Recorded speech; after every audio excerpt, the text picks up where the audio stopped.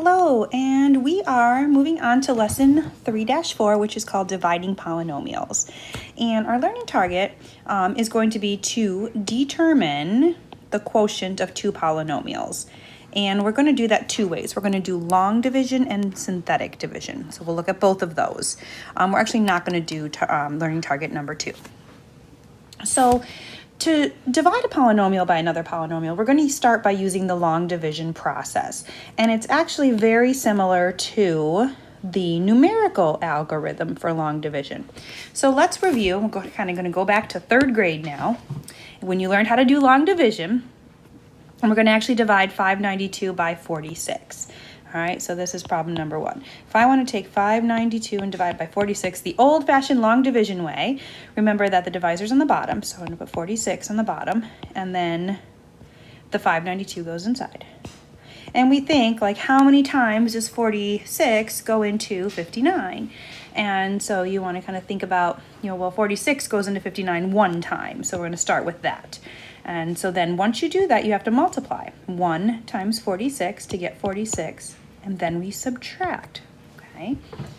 Now when we subtract, we just have to do 59 minus 46, and we get 13. And then we bring down the 2, and we start the process over again. How many times does 46 go into 132? So I like to think, well, you can approximate it by thinking how many times 4 goes into 13. You say, well, probably around 2 times. Let's try 2. And 4 times 2 is, we'll start with 46 times 2. So we'll do 2 times 6, which is 12. Carry the 1. 4 times 2 is 8. And then plus 1 more is 9. So we get 92. And then when we subtract, we actually get 40. And that's a remainder. And the way we write our answer is, well, we say it's 12 and 40 out of 46. Okay, we always put the remainder over the divisor, but then if that can be simplified, we want to simplify it. So we're going to do that. 12, and we could divide both of those by 2, so we'll get 20 over 23. So you probably haven't had to do long division in a while, so it's good to practice it. But then that same process can be used with polynomial division. Okay, so what we're going to do is I'll run through the steps really quick, but then we're going to do our own problem with these steps. So what we want to do is first start by setting up the division problem with the divisor and the dividend written in descending order. And we will be including 0 coefficients for any missing terms. So for example, you can see that we have x to the 3rd minus 7x squared. We skip the x term and go right to 14. Well, we're going to need that x term, so we want to put it in with a 0. Okay, next we want to divide the first term of the dividend, x to the 3rd, by the first term of the divisor, x. So basically, how many times does x go into x to the 3rd? And it's going to be 1 less. So it's always going to be 1 less, x to the 2nd. Okay, then like we said before, after you do that, you have to multiply. So you multiply the result. After multiplying, then we subtract. Okay, and to subtract, you got to be kind of careful because you're not just subtracting a number like 92. You are actually subtracting an entire polynomial. So I always subtract. I always say draw your line and change your signs, because changing your signs is basically just distributing that negative sign throughout that polynomial so you can combine like terms. And then, of course, you repeat as needed. And so you repeat until you're all finished. Okay, so those are the basic steps, and they have a good example there for you to follow. But we're going to try one ourselves. So I'm going to go to the next page, and on the next page, we're going to look at part A. We don't have a lot of room to write, so I'm going to put it on the side and hopefully be able to fit it all in there on the side. So for our first try these A, I've got an x plus 3, so I'm going to put that here on the outside. That's going to be our divisor. And then what I need to do is fill in my dividend. So that's going to be x to the 3rd minus x squared minus 6x plus 18. Okay, and since there are no powers missing, I don't need to put any 0 terms in. 3, 2, 1, and 0 is good. All right, so we are going to start with dividing x to the 3rd by x, or x times what is x to the 3rd, and that would be x squared. So it's always going to be 1 less. Okay, now we do a quick multiplication. So we take x to the second times the 3, and then x to the second times the x. So we're going to do both. Okay, so what I'm going to do now is x squared times 3, which is going to be 3x squared. Line it up underneath the x squared. Then x squared times x is going to give me x to the third. Line it under the x to the third. Now we want to subtract. So the easiest way to subtract is to draw your line, change your signs. Okay, now we're subtracting. We just combine like terms. Okay, so the first two terms are always going to cancel out. We did that on purpose. Well, now we get negative x squared minus 3x squared, which is negative 4x squared. Okay, and we bring down the minus 6x. Okay, and we start the process over again. So we say negative 4x squared divided by x would be negative 4x. So basically it's x times what is negative 4x squared. And it is negative 4x. So negative 4x goes here. Now we do the multiply again. So negative 4x times 3 is negative 12x. And negative 4x times x is negative 4x squared. And that should be the same. We draw our line. We change our signs, and now we have those canceling out and 6x. And we add our last term, which is the 18. One more time with the process. So x times what is 6x, and that would just be 6. So we're going to do plus 6. 6 times 3 is 18. 6 times x is 6x. Then we draw our line. And we change our signs, minus, minus, and guess what? No remainder. Okay, so it's nice when that happens, when we get no remainder. So our answer is going to be x squared minus 4x plus 6, and that's the division. So for that one, we did end up with no remainder. Sometimes we do get a remainder, so we'll look at one of those in a moment. Okay. All right, so in the middle there's a little bit of information that we want to talk about. It says when a polynomial, f of x, is divided by another polynomial function, d of x, the outcome is a new quotient function consisting of a polynomial p of x plus a remainder function of r of x. Okay, so for this, what we want to look at is a polynomial divided by another polynomial. You get a new polynomial, and if there's a remainder, that remainder goes over that the dividend. Okay, so that, or I'm sorry, that's our divisor. That goes over our divisor. So we always put the remainder over the divisor. So this is the remainder, and then this is the divisor.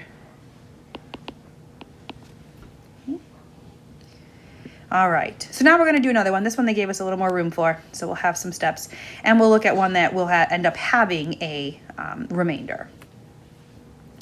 All right, so let us start with x times what is x to the third? And that, of course, is going to be x to the second. It's always one less. Now we multiply. X to the second times 2 is 2x to the second. We write it right underneath the x squared. X to the second times x is x to the third. Okay, now we draw our line, and then we change our signs. So negative, and that one becomes negative. And now we have negative x squared minus 2x squared is going to be negative 3x squared. Okay, and we're going to bring down the 4x for round 2. Okay, so now I want to think of, x times what is negative 3x squared, and that's going to be negative 3x. So negative 3x times 2 is, oops, I forgot my x there, sorry. Negative 3x times 2 is negative 6x, and negative 3x times x is negative 3x squared. Draw your line, change your signs, so that makes that one plus. Oops, let's change our sign. That makes that one plus and that one plus, and we end up with 10x. And now we'll bring down the last term, which is a 6. So x times 10 will give me 10x. I'll put a 10 here. So now I multiply and I get 20 plus 10x. Okay. Draw your line. When you change your signs this time, you get negative 14. And because we get negative 14, that's considered a remainder. So when we write our final answer, I'm going to put it over here. So our final answer is going to be that we need to include the quotient and the remainder to go over the divisor is what we're going to do. So the way we're going to write this is we're going to write x to the second minus 3x plus 10 plus, and that's going to be negative 14 over x plus 2. And that's how we want to write our final answer. So it's in the form of p of x plus r of x over d of x. Okay. All right, so we're going to look at number 3 next, and it looks like it's a hard one, but it's really not that bad. It'll introduce us to the next idea where we're going to talk about some factors. So what we're going to do for number 3 is I'm going to use the side, and I'm going to start it over here. So I've got x squared plus 2x minus 8, and I want to divide it into negative 4x cubed minus 8x squared plus 32x, okay? And there's no constant here. You could put a plus 0 if you want to for your constant, so plus 0. All right, so let's start our division. We are going to do x times negative 4. If we do x squared times negative 4x, now we have to do that 3 times. So negative 4x times negative 8 is going to be positive 32x. And negative 4x times 2x is negative 8x. And negative 4x times x squared is negative 4x cubed. So now I need to subtract. So remember, you draw your line, change all your signs. Okay, and now what happens is something interesting. Everything cancels. We get 0. So there's no remainder. So the answer for this division problem is just negative 4x. Okay? When that happens, when there's no remainder, then we say that the quotient is a factor of the dividend. Okay? So when there is no remainder, the quotient's a factor. The factors of the divisor are also factors of the dividend. Okay, so we're going to look at that too. Therefore, you can write the fully factored form of the dividend when the quotient has no remainder and the quotient and divisor are both completely factored. Okay, so that's what we want to do next. Okay, so we're going to take a look at the fully factored version of that dividend, negative 4x to the third minus 8x squared plus 32x. Okay, well, we know one of the factors already is negative 4x because that was what we got when we divided. Okay, so negative 4x is one of our factors. Then the other factor is going to be that divisor, which is x squared plus 2x minus 8. However, we can factor that trinomial. Okay, so I'm going to keep my negative 4x, but I'm going to factor this divisor. So I know x times x is x squared, and I know 4 times 2 is 8, but I need a negative 8, so I'm going to make one of them negative. Let's see, how about the 2? If I make the 2 negative, then my 4 times x and my minus 2x makes a 2x, so that now it's fully factored. Okay, so now this polynomial is factored. We know all the factors of the dividend. We can now find the zeros. So if we set this equal to 0, then we can actually find all the zeros. Okay, so we set each part equal to 0. So negative 4x equals 0, x plus 4 equals 0, and x minus 2 equals 0. And we can solve a couple of simple linear equations. Divide by negative 4, and we get x equals 0. And to minus the 4 on both sides, we get x equals negative 4. Add 2 on both sides, we get x equals 2. And so when you write your answer, you usually write the smallest one first. So negative 4, 0, and 2. And those are our solutions. Okay, so we'll be thinking about factors, divisors, and dividends so that we'll be able to get our zeros. So the check your understanding I'm going to leave for you to practice on your own, or we could go over those in class. Those would be good ones for us to do as examples. Now, part 2 of our lesson is going to be synthetic division. And I really like synthetic division. I think you will too. However, synthetic division only works when the divisor has the form x minus k. So it has to be a coefficient of 1. So like 1x plus 5 or 1x minus 3, something like that. So you can do it with this first problem. It says divide x to the 4th minus 13x squared plus 32 by x minus 3. So because of that x minus 3 is the right form, we can do it. So what you want to do with synthetic division is we're basically going to be using some coefficients. So if it's x minus 3, we're actually going to use the opposite of negative 3, and we're going to use positive 3 right there. And what we do is we take all the coefficients of the dividend. So it was 1x to the 4th. They didn't have an x cubed, so we need a 0 there. It was negative 13x squared. We didn't have an x, so we need a 0 there. And then a 32 was the constant. Okay. After that, we bring down the very first coefficient, we bring down the 1. So that's that little arrow right there. And now it's 2 steps all the way. It's multiply and then add. Okay, so we're going to do 1 times 3 to get 3. Add, and you get 3. Repeat the process. 3 times 3 is going to give me 9. You add and you get negative 4. Negative 4 times 3 is negative 12. Add and get negative 12. Negative 12 times 3 is negative 36. Add and you get negative 4. When you write your answers, the coefficients are at the bottom row of numbers.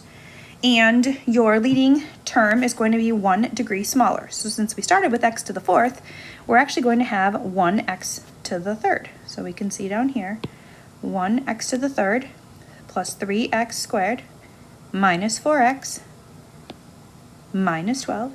And then we do have a remainder. So minus 4 over x minus 3.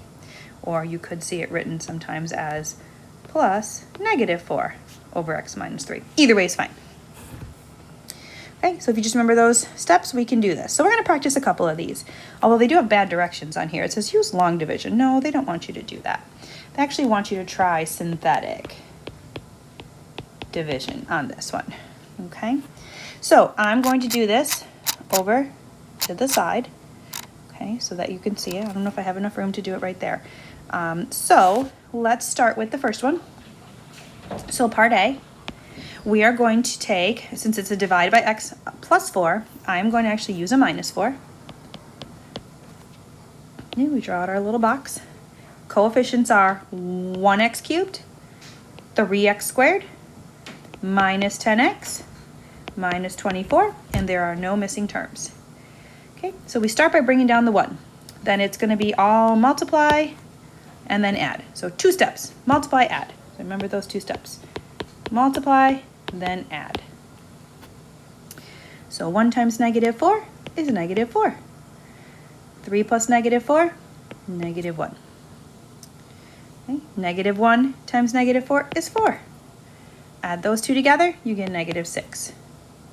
Negative 6 times negative 4 is positive 24. Add and you get 0. So since we started with an x to the 3rd, our answer is going to be 1x squared minus 1x minus 6, no remainder. Okay. Let's try one more. We'll do the part B now. Switch colors so it doesn't look so messy. I'll do the part B.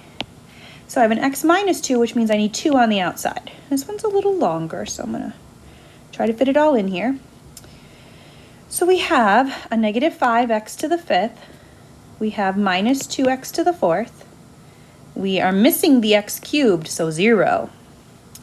We have a plus 32. Oops, I don't want the plus in there. I want 32 for our x squared. And I have a minus 48 for the x and a 32 for the constant. So we're going to bring down negative 5. After that, 2 steps. Multiply, add. All right, negative 5 times 2 is negative 10. Add, you get negative 12. Times 2, you get negative 24. Add, you still have negative 24. Getting a little bigger now. Negative 24 times 2, and we're going to get negative 48. That's under the 32. So 32 plus negative 48 is going to be negative 16. And negative 16 times 2, we're going to get negative 32. And negative 48 with negative 32 is negative 80. Negative 80 times 2 is negative 160. Add, and we finally get our remainder. I'm going to slip it down here, and we get negative 128. So the answer, a little bit bigger this time. We've got negative 5x to the 4th minus 12 x to the 3rd minus 24 x squared minus 16x minus 80. And I'll put the remainder underneath.